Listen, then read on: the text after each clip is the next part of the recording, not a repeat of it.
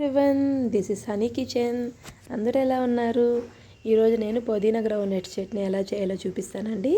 First pan పెట్టుకొని దాంట్లో కొంచెం ఆయిల్ వేసి గ్రౌండ్ నట్స్, ధనియాలు, జీలకర్ర వేసి బాగా ఫ్రై చేయండి. తర్వాత పచ్చిమిరపకాయలు వేసి బాగా వేయించండి. బాగా వేగిన తర్వాత పక్కన పెట్టేసి తర్వాత కొంచెం ఆయిల్ వేసి దాంట్లో 2-3 టమోటాలు వేసుకోండి.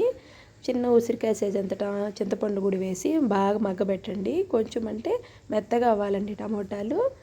బాగా మగ్గిన తర్వాత పుదీనా కూడా వేసి బాగా వేయించండి. అవి బాగా స్మూత్ అయిన తర్వాత వాటిని కూడా పక్కన పెట్టి బాగా చల్లారిన తర్వాత వాటిని మిక్సీ పట్టుకోండి. ఎక్కువ కచ్చాపచ్చాగా వేసుకోండి. ఎక్కువ సాఫ్ట్గా అయిపోయిందంటే పుదీనా చట్నీ తినడానికి బాగుండదు. మీకు ఇది రైస్లోకి కానీ ఇడ్లీలోకి కానీ దేనికైనా బాగుంటుందండి.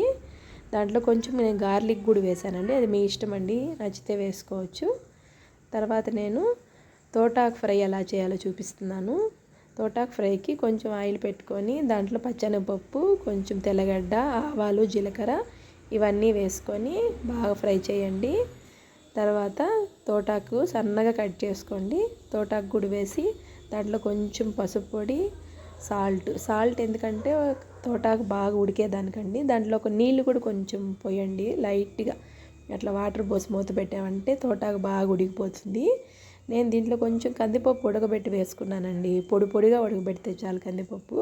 నేను ఈరోజు కొంచెం మెత్తగా ఉడకబెట్టానండి, ఏమనుకోకండి.